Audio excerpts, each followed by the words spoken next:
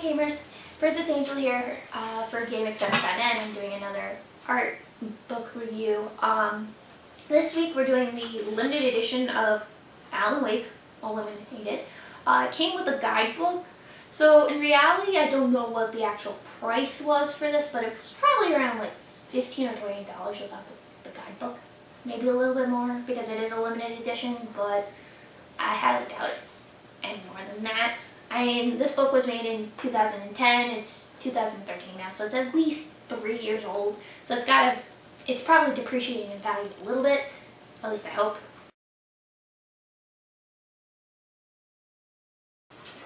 So the first thing I noticed about this book is the table of contents.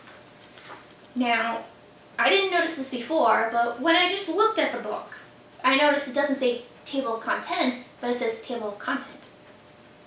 Yeah, I said that. Table of content. There's no S. And I say that because usually when you think of table of contents, you say table of contents or index. You don't say table of content or indexo or some random word. It's been pretty standard since the beginning of time. I mean, it's a very clean table of contents. With its layout and the picture at the bottom. But the problem is there's no contrast or, definition to show what's a section and what's a subsection.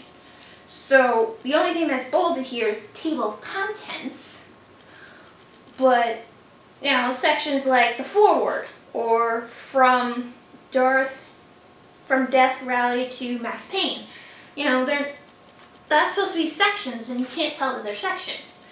Because when you get to section 7, there's actually episodes, which are subsections.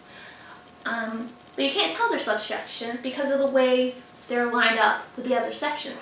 If they were just indented a little bit, or a little bit smaller, or in like an italicized font, I think it would have been able to show a difference that this is different than the sections, because to me, this reads 7, 8, 9, 10, 11, 12. It doesn't read as section 7, here's like 5 episodes for section 7. And the other thing about it is when you do get to section 7, it doesn't, and you get to the episodes, it doesn't say chapter 7, episode 2. It just says episode 2, blah, blah, blah. Well, taken, but I'm just trying to make an example here. The other thing I like about this book is they keep this little bar over here with the name of the book a constant throughout the pages, except for the 2-page spread cover art kind of pages. But the thing about it is they use white text over like a grayish blue, whitish gradient on the bar, which isn't really a problem, but the light gray is close enough that if it was a little bit lighter, the white text and the white numbers on the bar would probably get lost. If it was a little bit darker, it would probably work a little bit better, but as it is, it's fine. The interesting thing I found about the foreword is unlike the Halo one, where they use concept art, they actually have a picture of the writer, which is Sam Lake.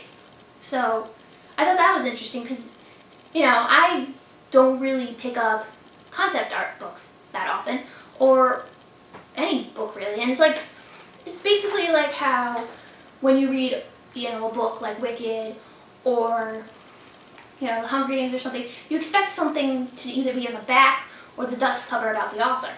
So when you get something like this, a foreword about the author, and you get to see their face, that gives you some sort of, synonymous connection to them. So then you're like, oh, well, this is Sam Lake. Okay, that makes sense. So I think that was tastefully done.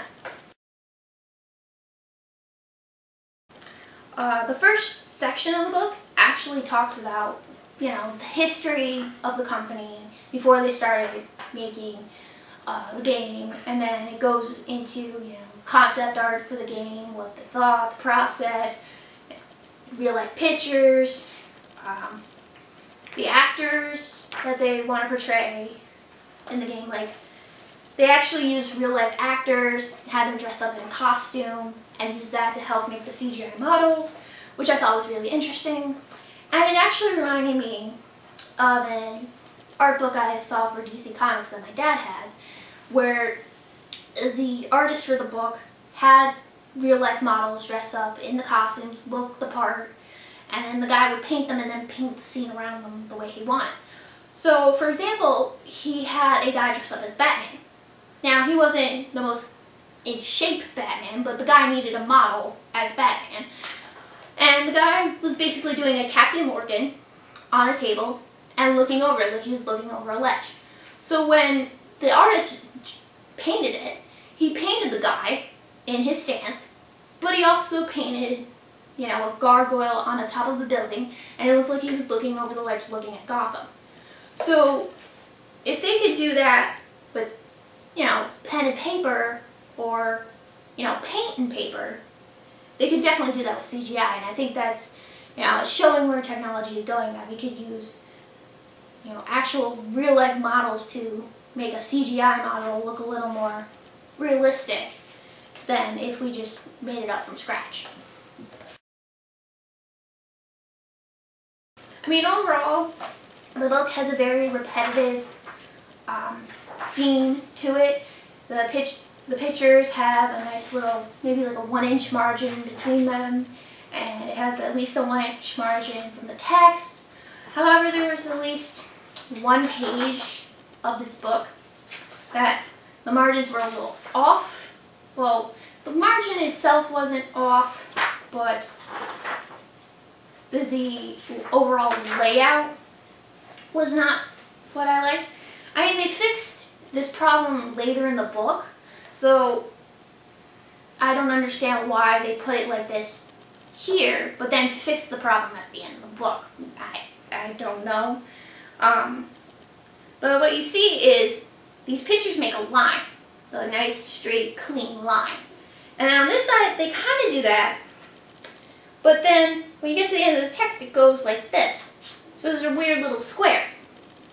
And it's basically like, because of the way this line is justified, it's pushing you into the middle of the book, where the binding is. There's nothing here, it's just the binding. In the later page, they switch these 3 pictures over here. I mean, they're 3 different pictures, but they're the same size. And it's over here, and the text is over here. So then this little box is right here. And for some reason, this was more pleasing to my eye when this little white box was going that way. I think it was because it was going out of the book instead of going in. So you were getting all the concept because it was helping you to look in at the art. And it was, you know, giving proper space. I mean, it's very nitpicky, but it is, if it is drawing your eyes somewhere, it should be drawing it to the drawings, the text. It shouldn't be drawing your eye towards the binding. I mean, the binding is very pretty, but that's not what the book was made for. Other than that, the only other thing I have about this book that I'm kind of iffy about is, again, like the Halo book, when it does the 2-page pictures or art concepts, the binding cuts it off a little bit and makes it look a little wonky. This book is older than the Halo book I did, so you would think it wouldn't be as, you know, bulbous over the picture. I mean, any book is going to give you this, but sometimes it's not as, like, overlapping. And after I did the last art book, I figured that maybe the reason being is because a lot of these things, there's a deadline. You know, there's a lot of late nights, there's a lot of coffee, there's a lot of espresso, a lot of energy drinks. Certain things may get missed in the last check through. So table of content might have been one of the things that got lost in the check through, and somebody could have looked at it and said, that looks great. Didn't realize they were missing an X. As far as the binding goes, you know, for these books, paper costs money. So if they did make the margin bigger, yes, it would have fixed the problem, but they probably would have had to use more pages to get all the pictures they wanted in this book and all the text. Because instead of having a margin this big, you would have a margin like this big. And it would probably show once the book reaches an age or it has a lot more wear and tear in it. Obviously this book is in a little bit more better condition for being, you know, over 3 years old. But you just see with like a lot of older books like that, that once the binding starts to go, you can see the margins. And that's just natural wear and tear at that point. So yeah, obviously that issue with the overlap could just be because, well, you know, you waited till the last day or 2 days or last week to get the book done, and you're rushing and scrambling and you don't realize what's going on. But, you know, this has been another art book review, and I hope to see you next time, guys. Bye.